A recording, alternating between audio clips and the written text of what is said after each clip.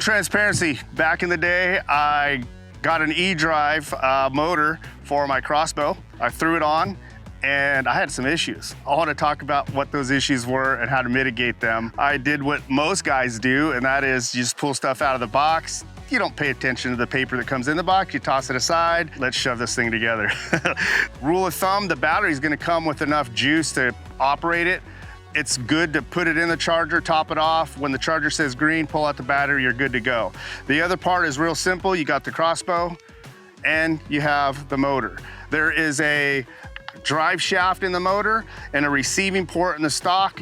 This is the area where I kind of got messed up and had some issues. The shaft on the motor has specific geometry to interface with the port in the stock. If they're not aligned perfectly, you're gonna get a jam or binding with that interface. So, and you might get lucky, you might shove it on and pop, goes right into place. More than likely or not. We're gonna grab this brand new motor out of the box, put it on this Crossbow, and we're gonna show you the right alignment for the shaft and the stock so that you're good to go.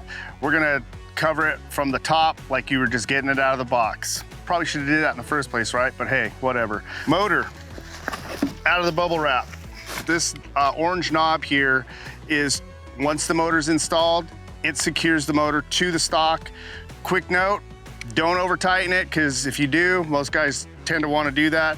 You can torque the motor a little bit off the stock, which could cause a little interference between the shaft and the engagement port.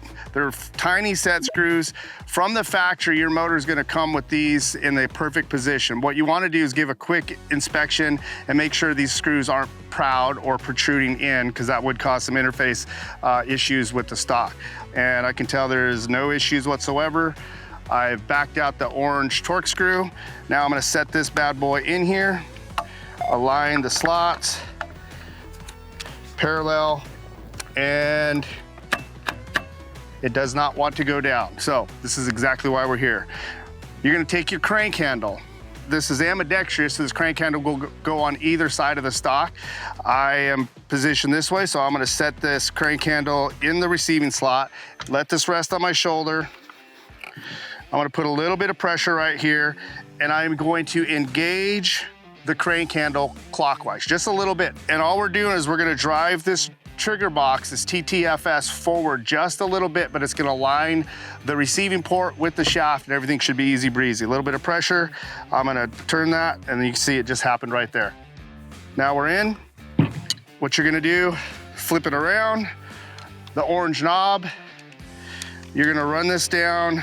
All right, and that's it. That's all you need. You don't want to over tighten that. So that completes the installation. I want to go over a couple quick tips here of operation. Here's the first tip. When you are done shooting, take your battery, pop it out, put it someplace safe, or just make sure that it's slightly disengaged when you store it. The reason we're sharing this is that there'll be a small draw on the battery if it's fully engaged. So if you have it in there a week or something like that, or longer, you may not be up to full power, so you want to make sure you're at full power when you go on a hunt. I like to just pop it out, stuff it in the charger so I know it's ready to go. One more important operation tip. 2 toggles, one facing forward. This is the one that drives the trigger box forward with the motor. One facing backwards, obviously the opposite. Now, in normal operation, what you're gonna do is you're gonna run the motor forward, engage the string, pull it all the way back, load your arrow, acquire your target, you're gonna shoot. Typically in that amount of time, more than 30 seconds lapses. When I drive this forward, it's working. When I go back and put this TTFS or this trigger box engages the back of the stock, it's gonna stop pretty abruptly. You'll actually feel a little bit of a torque. You're gonna notice a green light between the toggle switches. The motor will not go back forward until that 30-second time lapse has happened. We won't bore you with 30 seconds, but this green light is gonna go off here. There it is. Now I'm gonna show you what happens when it doesn't. All the way back, stops, and I push the forward button, nothing happens. Green light is on. When it goes off, the motor resets itself and you're good to go. All right, so we showed you how to install it. We showed you 2 operational tips. After that, it's a pretty simple process, so we hope that helps you, and go have fun with this thing.